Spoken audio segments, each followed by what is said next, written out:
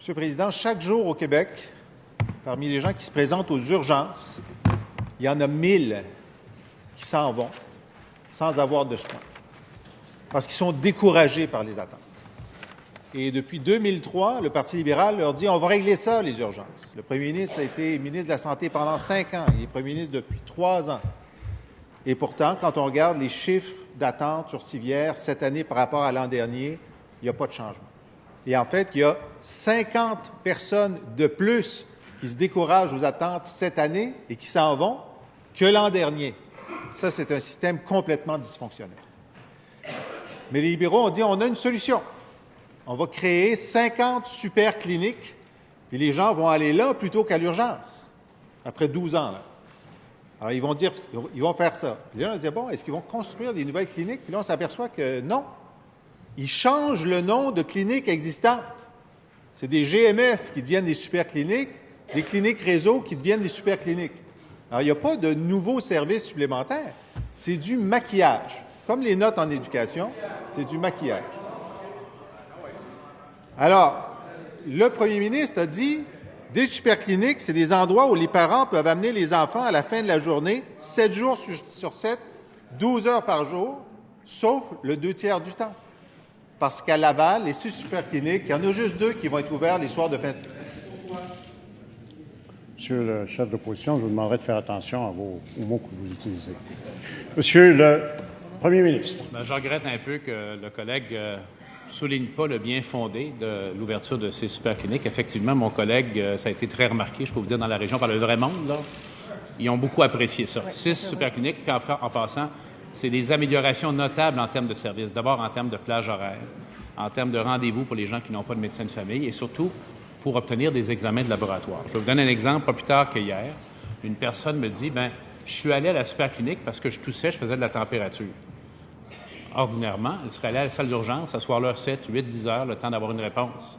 Et c'est là qu'on a le phénomène que le collègue rapporte. Elle est arrivée à 11 heures à la clinique, à 1 heure, elle quittait, radiographie faite, test de laboratoire fait, prescription en main.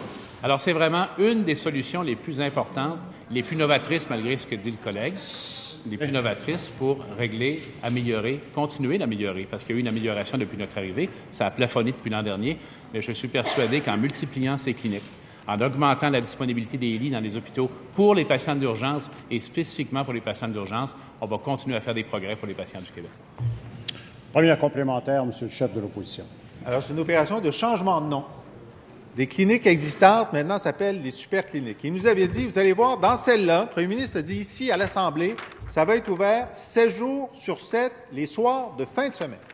Lundi, le ministre a dit, à Laval, les 6 supercliniques, là, avec les nouveaux noms, là, ne seront pas ouverts dans les 2/3 des cas le samedi soir et le dimanche soir. Donc, le ministre s'est écrasé devant les fédérations de médecins. Est-ce qu'il est content de ça? Monsieur le premier ministre. Alors, Monsieur le Président, c'est triste de voir quelqu'un tenter de transformer une très bonne nouvelle en mauvaise nouvelle. Ouais. D'abord, effectivement, c'est plus d'heures de disponibilité. J'y reviens encore. Ce sont les examens de laboratoire. Les examens de laboratoire disponibles rapidement, sans aller à la salle d'urgence nécessairement, et de façon beaucoup plus efficace pour les patients. C'est très nouveau. Et on continue à développer des GMF, des groupes de médecine de famille. On a atteint le chiffre de 300 il y a quelques jours à peine. On en a d'ailleurs fait état. Alors, c'est pas vrai que c'est la même chose qu'avant. C'est très nouveau. C'est beaucoup plus de services pour les patients. J'espère que partout dans nos régions, on va pouvoir s'y rendre. La bonne nouvelle, Monsieur le Président, c'est qu'on est rendu à 12 cliniques annoncées et mon collègue en a près de 35 prêtes à annoncer. Je sais que les oppositions n'aimeront pas ça, mais je peux vous dire que les patients, les parents, les enfants, eux autres, ils vont être...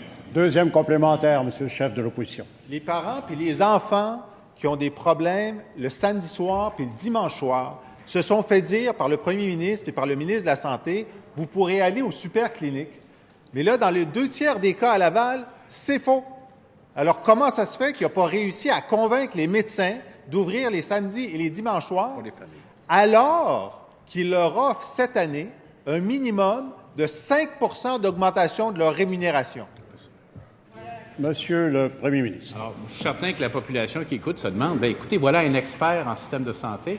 Comment ça se fait pendant 2 ans au gouvernement? Pendant que ça se fait pendant 2 ans au gouvernement, il n'y a aucun geste n'a été posé pour s'adresser à la question des autres. Comment ça se fait, donc?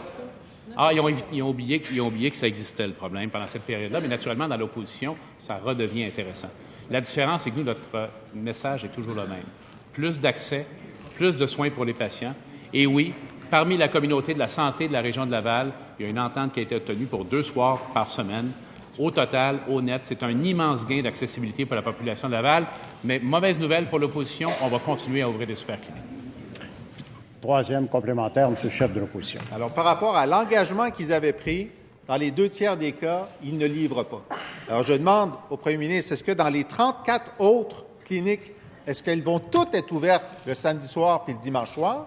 Puis est-ce qu'il peut nous dire pourquoi la clinique Azur de Longueuil, qui est une clinique existante, maintenant c'est une super clinique, est ouverte 2 heures de moins qu'avant que ça devienne une super clinique? Monsieur le ministre de la Santé. S'il vous plaît. S'il vous plaît. Monsieur le leader de l'opposition.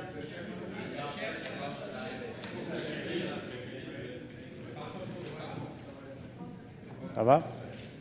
Ça va. Monsieur le leader. Monsieur le leader. Ah non, c'est à moi que vous parlez. Monsieur le ministre de la Santé.